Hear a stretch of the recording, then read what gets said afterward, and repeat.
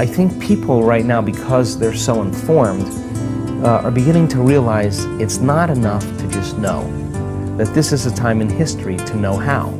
We have never, in all the studies we've done, we've never seen people be able to change their brainwaves as quickly and as efficiently as this particular group. The scale is off the chart. 80% of our participants had a more than 90% change in their brain for the better in 4 days, to create more heart coherence so that you can self-regulate your emotional state independent of what's going on in your outer environment. And so we've kind of narrowed it down to a formula. So the evidence that we're seeing in our scientific measurements sits on this side. And it's objective. It's not just subjective. You saying, oh, I feel better at the end of the event. No, well, we have science to prove that it's not just in your mind. It's in your brain. It's not just in your mind, it's in your body, right? And then there's this other arena that's starting to unfold that's actually surprising me on a daily basis, and I'm so changed because of it, because in our week-long events we're witnessing miracles of biblical proportion. And I'm talking about blind people seeing, deaf people hearing, tumors shrinking, MS, huge changes, people with crutches and walkers are walking without them. I mean, we're seeing very significant changes taking place. For the people that this is making a lot of sense to, but they're still stuck in this daily routine, and logically this all makes sense, how do you get people to make that first step where they can maybe have that one day or that 1 hour where they're like, wow, I actually just took everything Dr. Joe said and I see a little bit of evidence, maybe I can now take the next step and the next step. Yeah. If you can't think greater than how you feel, we've studied the brain scans of people who are thinking in a meditation within some disturbing emotion. And 100% of the time, they make their brain worse. They are driving it further into higher beta brainwave patterns because, first of all, the arousal of the stress hormones is causing you to become overly analytical, and analysis isn't going to do it. Even the insight from analysis isn't going to change it. And then secondly, the emotion is a record of the past, so you're thinking in the past, the solution is getting beyond it. So breaking that cycle is shorten the refractory period of those emotional reactions is the gift, right? And I don't care that you react. The question is, how long are you going to react, right? That's the fundamental question. We have seen dramatic, and I mean dramatic, changes in people's health instantaneously, because it's not matter that emits a field when you study the science. It's the field that creates matter. If you change the field, you're going to change matter, and that just takes a change in belief, because most people think they need to change the matter, they need to change the tumor. It's not your job to change the tumor.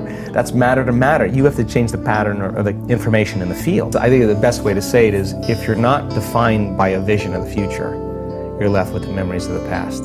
And people literally believe in their past more than they believe in their future. That's why they talk about their past more than they talk about their future. People romance their past. They're more in love with their past than they are in love with the future. And people who actually create amazing things in their life just were more in love with their future, and they kept it alive in their mind every day. And they, like feeding a plant or a garden, they're tending to that future every single day, and the delight that comes with it, and the excitement that comes with it, and the emotions that come with it, cause them to literally change their brain and body over time to begin to look like the future has already happened. Now think about that.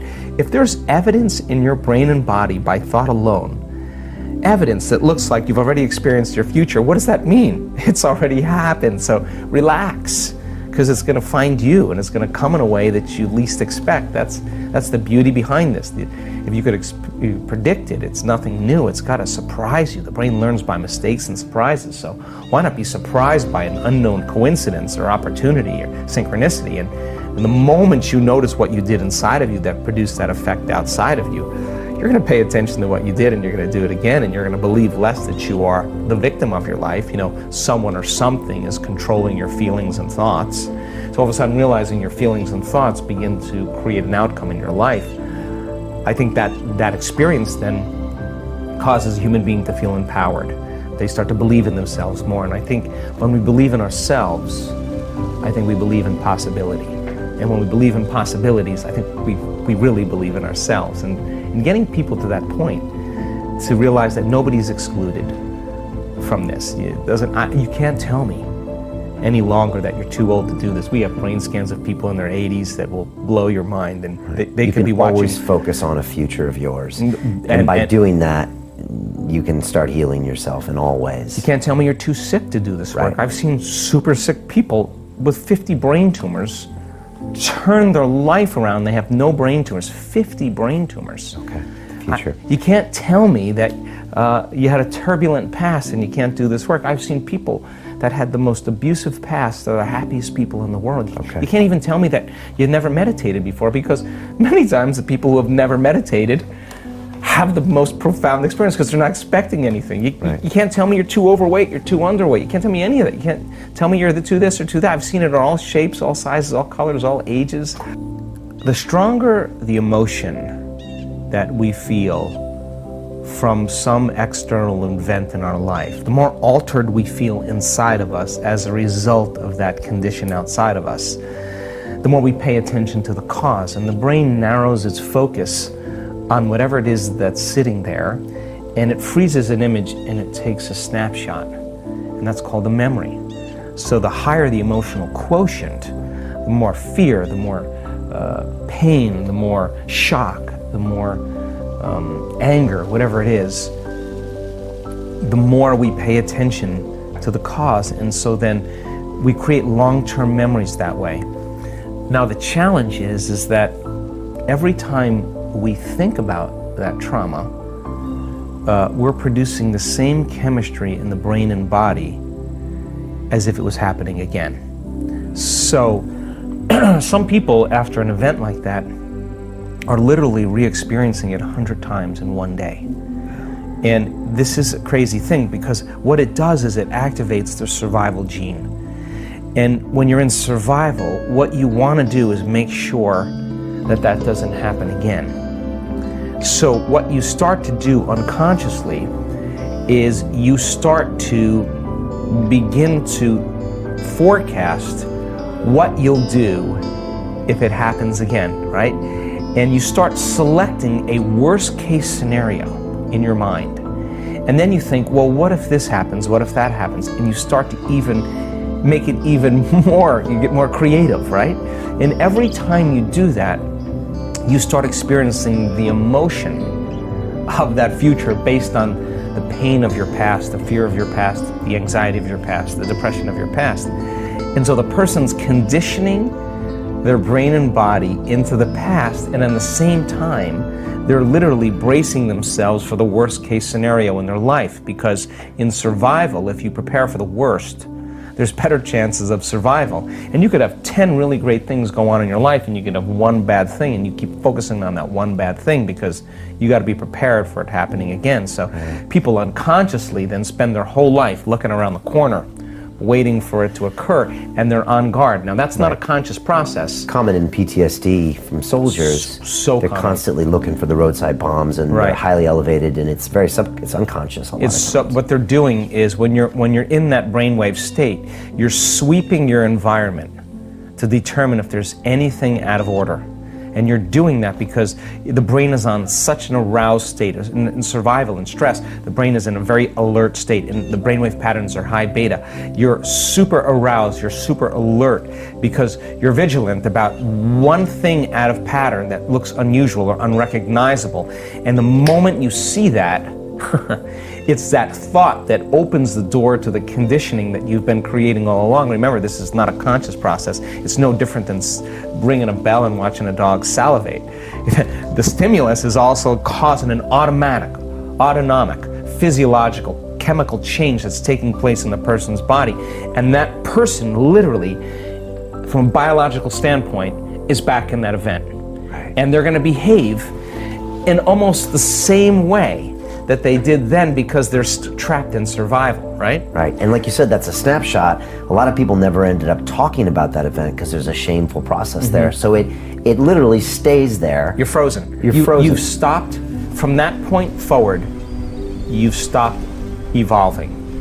What we're saying is that if you can't overcome that emotion, then you can't create anything new, because that emotion is keeping you tacked to the past, right?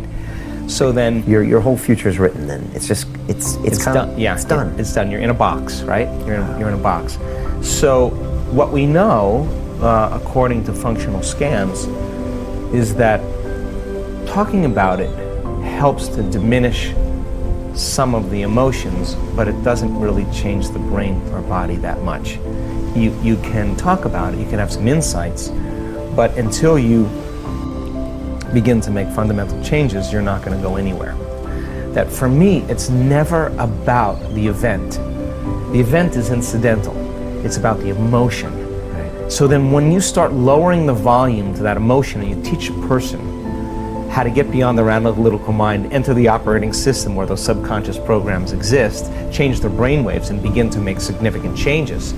When they start making those subconscious changes, they're less reactionary. You teach them how to find the present moment. You teach them over time the tedium of returning back to the present moment and managing their attention, managing their energy. And you are literally training an animal that has really poor manners. The body's been just conditioned to be like a feral animal that's in survival, but when you start working with it and you keep settling it down, you're breaking that conditioning response and you're telling it it's no longer the mind of anger, that you're the mind. And then this is where David starts slaying Goliath. This is where every time you start doing that, in the beginning it takes a lot of effort and a lot of energy. But if you keep practicing, we have so many brain scans to show so many people healing from anxiety and depression. You can't be anxious if you're in the present moment. You can't be depressed if you're in the present moment. You're in the present moment. You're not thinking about the future or the past, and you start managing that world. Then the body that's holding on to that emotion, when it finally gets trained, like training an animal to sit, if you're working with it, sooner or later, if you keep telling it and training it to sit, sooner or later it's going to acquiesce, sooner or later it's going to surrender to another mind. And when that happens, boom, there's this liberation of energy.